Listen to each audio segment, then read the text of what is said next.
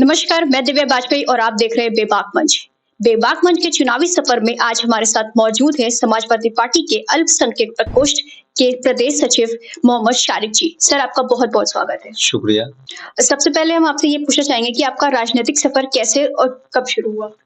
देखिए, राजनीतिक सफ़र जो है फर्स्टली एजुकेशन के बाद जब मैंने एजुकेशन ली, उसके बाद से मेरे राजनीतिक जो करियर था उसकी मैंने किया। स्टार्टिंग किए हुए नियर अबाउट 1 दशक हो गए हैं। उसके पहले भी जो है जब मैं गरीबों को और बेबस लोगों को उनकी पथरीली आँखों में और जो कशिश होती है उसको मैं देखता था, तो मुझे बड़ा अजीब-सा लगता था कि इनके दुःख और दर्द को अगर हकीकत में इनको फ़ायदा पहुँचाना है तो आपको खुद इनके बीच में जाकर बैठ करके इनके मूल मुद्दों को उठाना है। वो बातें जब मेरे दिल और दिमाग में बैठी, तो उसके लिए मैंने जो है राजनीति जो है वो चुना और लोगों की मदद 10 सालों से करता चला आ रहा हूँ। सर, आप इलाहाबाद से हैं, तो वहाँ पर विधानसभा की 12 सीटें हैं, तो जिसमें कि पिछले चुनाव की अगर बात करें तो उसमें सिर्फ सपा को 1 मिली थी। तो इस बार आपको क्या लगता है कि 2022 में सपा कितनी सीटों पे अपनी जीत दर्ज करेगी? देखिए, झूठे लोगों ने पिछली चुनाव में इतना ज़्यादा झूठ बोला और लोगों को ऐसा सपना दिखाया कि गरीब को हवाई चप्पल में जहाज पे बैठाल दिया, 15 लाख का एक झुंझुना दिया और हर गरीब के घर में नौकरियों की बातें की। उससे लोग अट्रैक्ट होके, मुतासिर होके लोगों ने बीजेपी का दामन थाम लिया। हमारी विकास की बातें लोगों को नहीं दिखी, क्योंकि जो झूठ होता है वो सपने एक ऐसा दिखाता है कि आदमी को लगता है कि ये सपनों से हमारा भविष्य एक अंधकार से उजाले की ओर पहुंच जाएगा।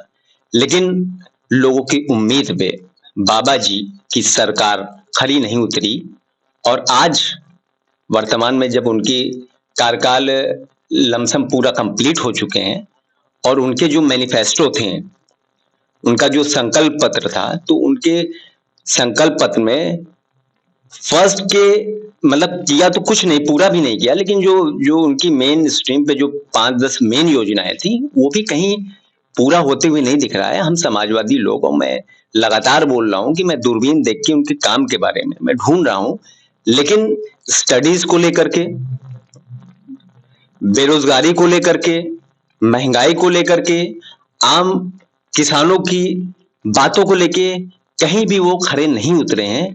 और आज जब राष्ट्रीय अध्यक्ष जी विजय यात्रा लेके निकल रहे हैं, तो जन सैलाब जिस तरह से उमड़ रहा है, लाल सैलाब जो उमड़ रहा है, उसको आप जब बहुत करीब से ग्राउंड रिपोर्ट आप देखेंगे तो वहां पे लोगों के अंदर एक उम्मीद बड़ी हसरत भरी निगाह से है कि यही एक ऐसे महापुरुष आने वाले जो हम लोग के जो दुख भरे दिन है उसको दूर करने का काम करेंगे।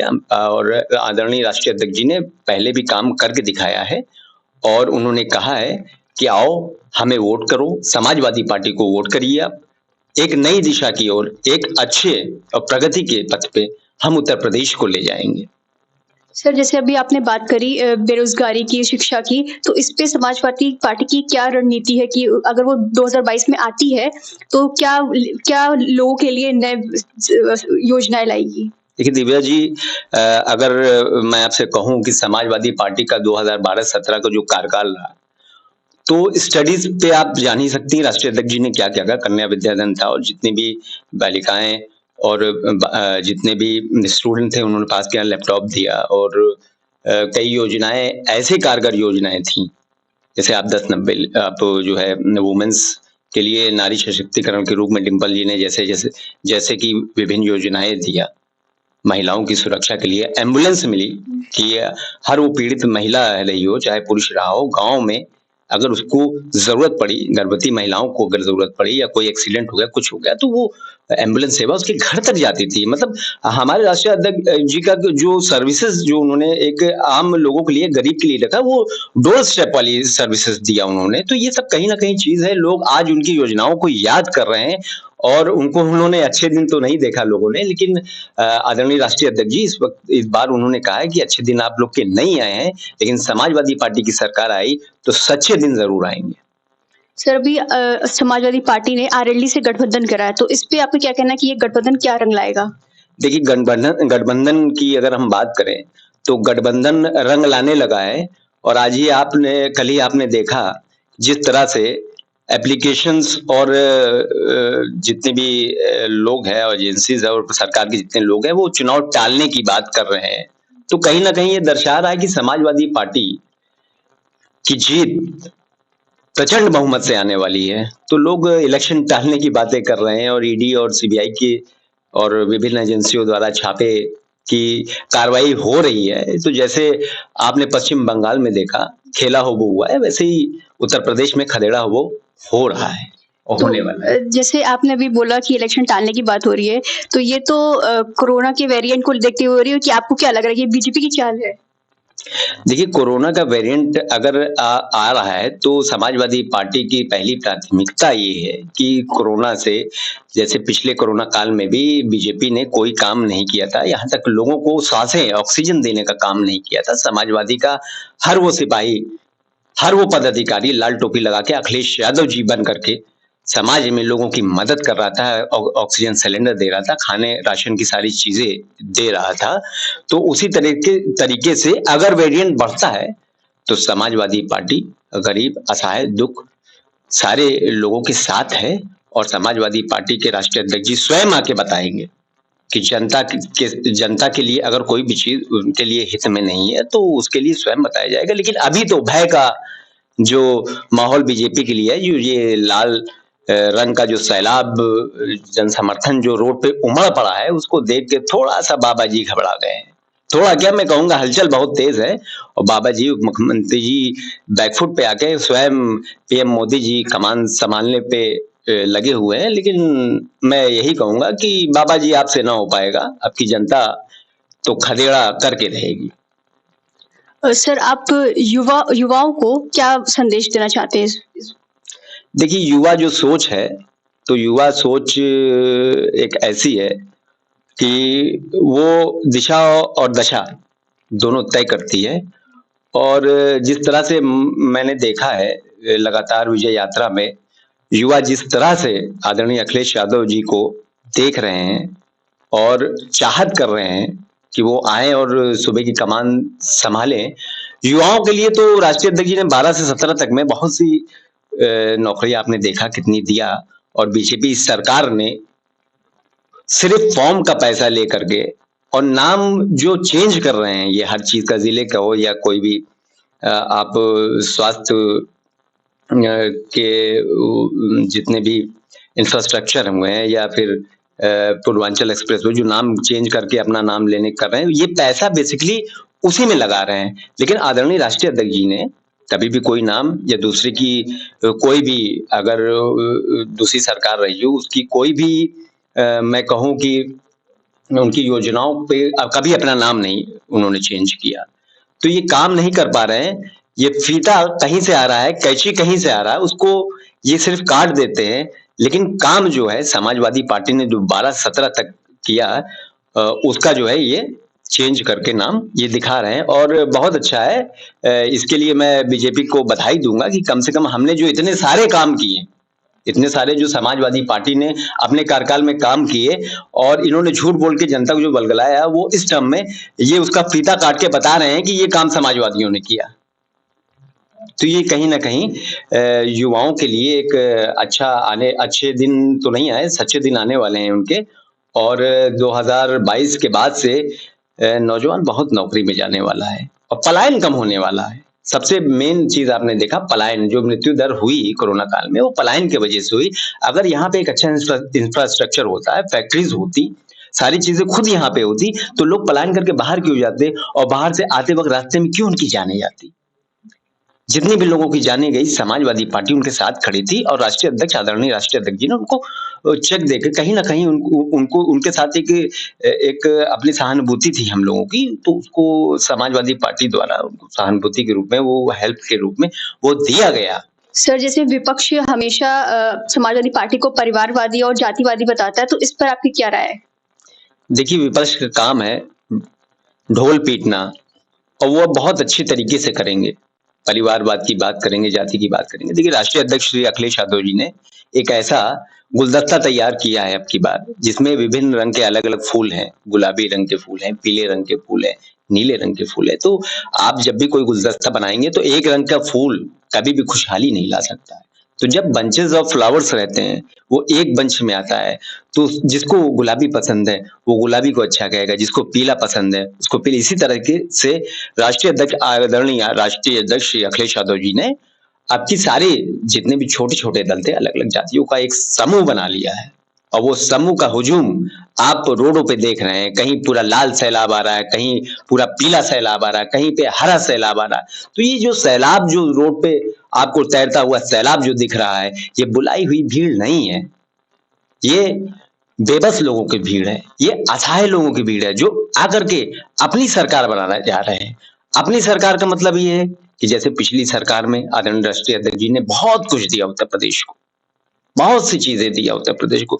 मैंने इसके पहले भी आपसे बताया। तो वो कहीं ना कहीं गरीब मजदूर किसान महिलाएं हमारी जो बेसिकली इफेक्टेड हैं सरकार से, बुल और बुलडोजर वाली सरकार से इफेक्टेड है। तो अब लाल रंग से तो भाई एक जो खेत में रहता है वो भी बहुत डरता है। तो आप समझ रहे हैं कि कौन डर रहा है कौन नहीं डर रहा है। और समाजवादी पार्टी की सरकार आ रही है और 2022 में लोग खुशहाल होंगे। और जैसा अभी आपने बोला था कि बीजेपी सिर्फ आप समाजवादी पार्टी के मतलब किस कामों का उद्घाटन कर रही है, तो आप कुछ काम गिनाइए जो समाजवादी पार्टी ने करे। देखिए, जब उन्होंने मेट्रो का ही उद्घाटन कर दिया तो मैं क्या कहूँ। आप क्या पूरा प्रदेश जानता है कि मेट्रो का क्या है। यूनिवर्सिटी की बात करूं तो मैं प्रयागराज की बात मैं करूं तो वहां पे रज्जू भैया जो स्टेट यूनिवर्सिटी उसका नाम बदलने का काम किया। इसी तरीके से आप 100 नंबर देख लीजिए, एम्बुलेंस सेवा का वो देख लीजिए। तो इन्होंने सिर्फ नाम चेंज किया और नाम चेंज करने में करोड़ों करोड़ रुपए लगते हैं। वही करोड़ रुपए जो आम आदमी के टैक्स के पैसे होते हैं, टैक्स के पैसे नाम बदलने में आप चेंज कर रहे हैं। अरे आप योजनाएं लाइए, आप उसी की फैक्ट्रीज लगा देते, आप पावर प्लांट्स वगैरह उसके लगा देते जैसे आदरणीय राष्ट्रीय अध्यक्ष अखिलेश यादव ने किया। तो आप एक तरफ गरीबों की बात करेंगे, उनकी तरक्की की बात करेंगे, हवाई जहाज पे बैठाने की बात करेंगे, हवाई जहाज ही बेच दिया, चढ़ाएंगे किस पे? रेलवे बेच दिया, बैठा लेंगे किस पे? रोडवेज बेच देंगे, बैठा लेंगे किसको? कैसे गरीब आदमी की जो मूल मूल सुविधा वो रोटी कपड़ा और मकान है। ये अभी राशन की मैं बात करूं, राशन कर रहे हैं कि जब लोगों को ऑक्सीजन की जरूरत थी, राशन की जरूरत थी, कहाँ थे ये आपको कहीं नहीं दिखे होंगे। ये सिर्फ टीवी पे बैठ के डिबेट करना जानते थे, डिबेट पे ये बात करते थे। और आपने देखा कैसे ये झूठे लोग ने कहा कि एक भी जाने प्रदेश में नहीं गई ऑक्सीजन से या कोरोना काल में। तो ये एक दुर्भाग्यपूर्ण बातें हैं। इनके मंत्रियों की जान गई है, लेकिन ये बता रहे हैं कि किसी की जान नहीं गई है। तो मैं चाहता हूं कि डेटा सार्वजनिक करें। और एनसीआरबी का डेटा आप देख ही रही है कि किस तरह से गुंडागर्दी चरम सीमा पे है। ये हमेशा बात करते थे कि समाजवादी पार्टी जो है गुंडों की सरकार। तो मैं इनसे पूछना चाहता हूं 2012 से 17 तक का जो एनसीआरबी डेटा था और वर्तमान में जो ये बीजेपी की सरकार में जो एनसीआरबी का डेटा है, क्राइम रेट्स की मैं बात कर रहा हूं कि वो कितने प्रतिशत बढ़े, ये पूरा उत्तर प्रदेश से लेकर पूरे देश देख रहा है। हमारी पॉवर्टी लाइन जो थी वो इस वक्त जो दौर चल रहा है वो उसका आप डेटा उठा के देख लीजिए तो कहाँ पे है। बेरोजगारी स्तर 80 के दशक में पहुंच गई है। तो ये सब का जवाब देना होगा आम जनता। हम लोग जा रहे हैं जनता के बीच में, जनता बोल रही है कि आज महंगाई इस चरम सीमा पे है। 400 का सिलेंडर था तो स्मृति ईरानी जी सर पे सिलेंडर उठा के कहती थी बहुत हुई महंगाई की मार। कहाँ है वो नारा, मैं पूछना चाहता हूँ। आज 1000 रुपए का से ऊपर की कीमत का गैस का चूल्हा है, आदमी खाएगा क्या? क्या खाएगा आदमी? तो ये सब चीजें हैं। आप झूठ एक हद तक बोल सकते हैं, लेकिन लगातार झूठ बर्दाश्त नहीं होगा। हम लोग हिंदुस्तानी हैं, गांधी जी का देश है हमारा। गांधी जी ने हमेशा हमसे बताया कि सच्चाई के रास्ते पे हमें चलना चाहिए। लोहिया जी ने बताया हमें सच्चाई के रास्ते पे चलना है। झूठी बुनियाद जो होती है हमेशा वो इंसान को गड्ढे में ढकेलने का काम करती है, और जो सच्ची बात करते हैं वो हमेशा एक सूरज की तरह चमकते हैं। तो उम्मीद का सूरज जो है वो आदरणीय राष्ट्रीय अध्यक्ष जी आपकी 2022 में आ रहे हैं और गरीबों की जो उम्मीद है, बेसहारों की जो उम्मीद है, नौजवानों की जो उम्मीद है, उनकी सरकार बनने जा रही है। मतलब आपको पूरा विश्वास है कि 2022 में सपा ही आएगी? मैं अपनी बात नहीं कर रहा हूँ, मैं अपनी बात नहीं कर रहा हूँ। आप लोग ग्राउंड रिपोर्ट देखिए, आप लोग जो जनसैलाब आ रहा है, एक तरफ टीवी में दिखा रहे हैं कि जनसैलाब आ रहा है। चौथा स्तंभ की मैं बड़ी इज्जत करता हूँ, कुछ गोदी मीडिया को छोड़ दीजिए। तो चौथा स्तंभ जो ग्राउंड रिपोर्टर्स हैं, जो छोटे-छोटे रिपोर्टर्स हैं, पोर्टल्स हैं, मैं उनका बहुत-बहुत धन्यवाद कहता हूँ कि उनके वजह से आज जो सच उजागर होगा, बड़ी मेहनत कर रहे हैं वो ग्राउंड रिपोर्ट्स करके, और वो बता रहे हैं कि जिस तरह से जनसैलाब उमड़ रहा है। और दूसरी तरफ वही ग्राउंड रिपोर्टर्स एक ये भी एक न्यूज़ देखने को मिल रही है, बड़े पैमाने पे देखने को मिल रही है कि भीड़ बुलाई जा रही है, रोडवेज लगा के बुलाई जा रही है, सरकारी महकमे लगा के बुलाए जा रहे हैं। तो जिसने गंगा माँ को साफ न किया हो, उसके साथ तो भगवान भी नहीं रहेंगे, ये आप समझ लीजिए। और देश हमारा कहाँ जा रहा है, इसको हम नौजवान लोग, हमारे जितने लोग हैं, वो चुनेंगे अब की, और 2024 का अंजाम 2022 में आपको दिख जाएगा। और झूठे लोग जाने वाले हैं और सच्चे लोग। सर आपका बहुत बहुत धन्यवाद।